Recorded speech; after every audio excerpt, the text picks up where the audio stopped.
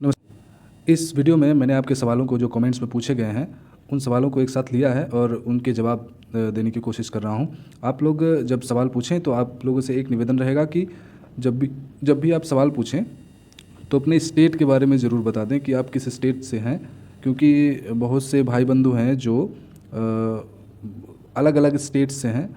तो अपने स्टेट के बारे में ज़रूर बता दिया करें ताकि मुझे सवाल समझने में आसानी हो। मुझे ऐसा लगता है कि सब लोग उत्तर प्रदेश से ही हैं और उत्तर प्रदेश के बारे में ही सवाल पूछ रहे हैं, तो उससे संबंधित कुछ चीज़ें अलग हो जाती है। जैसे उत्तर प्रदेश में क्या है कि जिनकी ड्यूटी लग रही है उनको एसएमएस द्वारा सूचित किया जा रहा है। वहीं बिहार में अगर मैं बात करूं तो बिहार में प्रगणक और पर्यवेक्षक की एक लिस्ट जारी हुई है। ठीक है, तो ऐसे डिफरेंट स्टेट्स हैं और डिफरेंट तरीके से कर्मचारियों को सूचित किया जा रहा है कि किसकी ड्यूटी लगी है, किसकी नहीं लगी है। तो इस वीडियो में मैंने आपके सवालों को लिया है और आप अपने सवाल भी कमेंट्स में पूछ सकते हैं, मैं उसके जवाब देने की कोशिश करूंगा। जब ज़्यादा सवाल हो जाया करते हैं तो इसलिए मैं वीडियो बना दिया करता हूं ताकि एक साथ सभी के सवालों को जवाब दिया जा सके। ठीक है, तो चलिए वीडियो शुरू करते हैं। आप अपने सवाल जो है वो कमेंट बॉक्स में पूछ सकते हैं, मैं उसकी पूरी कोशिश करूँगा जवाब देने की। आगे चलते हैं। पहला प्रश्न मैंने लिया हुआ है, ये जो केटी क्रिएशन जी ने पूछा हुआ है कि अवकाश के दिनों में कार्य करने पे ईएल मिलेगा क्या। तो ऐसा कोई प्रावधान नहीं है। फ़िलहाल उत्तर प्रदेश की बात करूं मैं अगर, तो ऐसा कोई प्रावधान नहीं है। और वहीं बिहार की बात करें तो बिहार में जो है जो जनगणना की जा रही है वो गर्मियों की छुट्टियों में नहीं की जा रही है। उत्तर प्रदेश की आप शायद बात कर रहे हैं, तो उत्तर प्रदेश में ऐसा कोई प्रावधान नहीं है। फ़िलहाल मैं आपको बता दूं कि हम लोग जब ट्रेनिंग कर रहे थे, फील्ड ट्रेनर की ट्रेनिंग ले रहे थे, तो फील्ड ट्रेनर की ट्रेनिंग लेते हुए हमारे जो ज़िले के जो संगठन माध्यमिक शिक्षक के जो संघ चलता है उसमें सभी जो पदाधिकारी थे उन्होंने ये पहल की कि इस बात को मुख्यमंत्री तक या फिर डीआईएस तक पहुंचाया जाएगा। डीआईएस के बाद वो ऊपर लेवल तक जाएगी बात की। जो कर्मचारी मई जून में जो ड्यूटी में लगेंगे जनगणना की, उनको ईएल ज़रूर दिया जाए।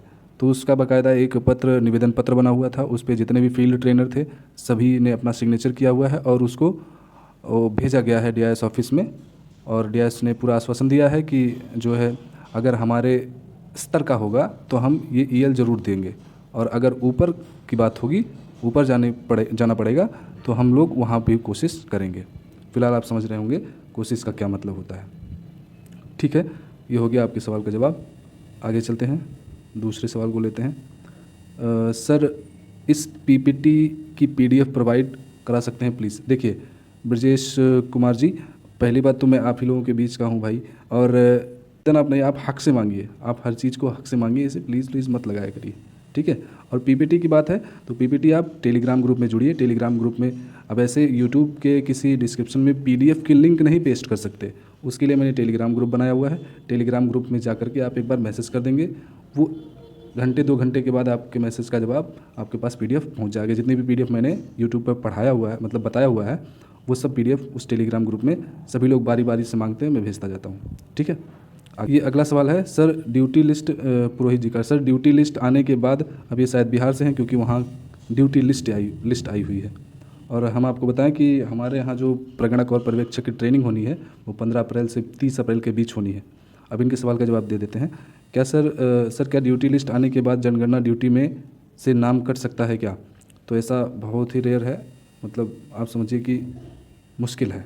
ठीक है, क्योंकि आपकी अगर वो रिजर्व में रखे होंगे तो आप रिक्वेस्ट जाकर एक बार ज़रूर कर सकते हैं। आपके जो जो लोग वहाँ जो अधिकारी जो ड्यूटी लगा रहे होंगे उनसे आप एक बार रिक्वेस्ट करके आप अपनी बात रख सकते हैं। आपको जो परेशानी है, जो दिक्कत है, जिसकी वजह से आप ड्यूटी नहीं कर सकते हैं, वो एक बार रख करके उसके बाद देख सकते हैं। मानते हैं या नहीं मानते हैं वो तो उन पर निर्भर करता है।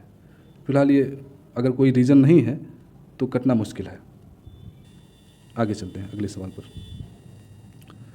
सर, मैं मैटरनिटी, खुशबू सिंह का सवाल है कि सर मैं मैटरनिटी लीव पर हूँ, मुझे भी मैसेज आया है इन्यूमरेटर का। अच्छा, तो मेरी ड्यूटी कैसे कटेगी, कैसे एप्लीकेशन देनी होगी। तो अगर आप मैटरनिटी लीव पर हैं तो फ़िलहाल तो ड्यूटी आपकी नहीं लगनी चाहिए, और लग गई है तो ये कट जाएगी निश्चित रूप से, क्योंकि आप अपने मैटरनिटी लीव का जो स्क्रीनशॉट है या मानव संपदा पर आपने लिया होगा, तो उसका उस पूरा डिटेल लेकर के जाइए अपने बीईओ के पास, और वहाँ से फिर तहसीलदार के पास आपको जाना पड़ सकता है, क्योंकि बीईओ ने लगाया होगी ड्यूटी तो तहसीलदार जी के पास जाना पड़ेगा, क्योंकि जो इन्यूमरेटर की ड्यूटी लग रही है वो तहसील से ही लग रही है। ठीक है, तहसील या फिर बीएससी ऑफिस कह रहा हूँ, उस ब्लॉक के बीईओ। ठीक है, कट जाएगी आपकी ड्यूटी निश्चित रूप से, क्योंकि जब आप लीव पर हैं तो आपसे काम नहीं लिया जा सकता है। आगे चलते हैं। अध्यापक को प्रेग्नक ड्यूटी के मानदेय के साथ गर्मी के अवकाश का पीएल, शायद आप ईएल कहना चाह रहे हैं, ईएल दे होगा क्या? अभी इस सवाल का जवाब पहले ही मैंने दे दिया है, वेदी रविंद्रा जी। आगे चलते हैं। अब ये इनका सवाल है, सर का सवाल है कि मैं जनगणना काल अवधि में निवृत्त होने वाला हूँ, फिर भी मेरी ड्यूटी लगाई गई है, मुझे इंसुलिन लेना पड़ता है, मुझे फील्ड ट्रेनर बनाया गया है।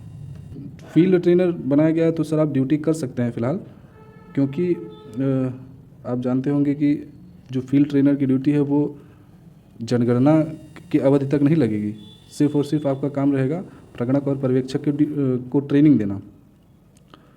तो कर सकते हैं फ़िलहाल। अगर आप ये भी नहीं करना चाहते हैं तो आप एप्लीकेशन दे करके ज़रूर अपनी ड्यूटी कट सकती है। मेरे भाई की शादी है मई में, तो ड्यूटी हट सकती है क्या? हट जाएगी क्या?